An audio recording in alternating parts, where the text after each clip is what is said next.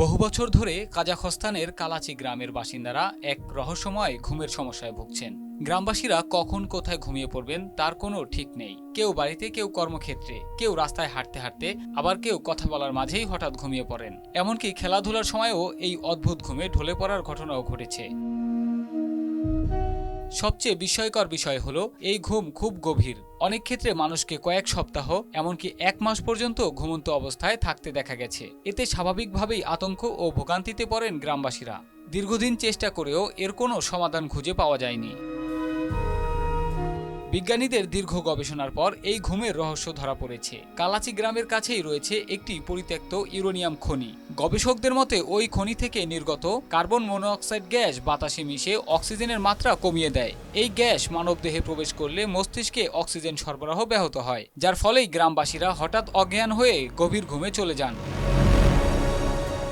বিশেষজ্ঞরা জানান, দীর্ঘদিন এই দূষিত বাতাসে বসবাস করার কারণেই কালাচির মানুষদের মধ্যে এই স্লিপিং সিনড্রোম দেখা দিয়েছে। পরিস্থিতি নিয়ন্ত্রণে আনতে সরকার এক পর্যায়ে গ্রামটি থেকে বাসিন্দাদের অন্যত্র সরিয়ে নেওয়ারও উদ্যোগ নিয়েছে। বিজ্ঞানের দৃষ্টিতে এটি এক বিরল ও ভয়ঙ্কর ঘটনা, যা প্রমাণ করে পরিবেশ দূষণ মানুষের জীবনে কতটা অপ্রত্যাশিত ও মারাত্মক প্রভাব ফেলতে পারে।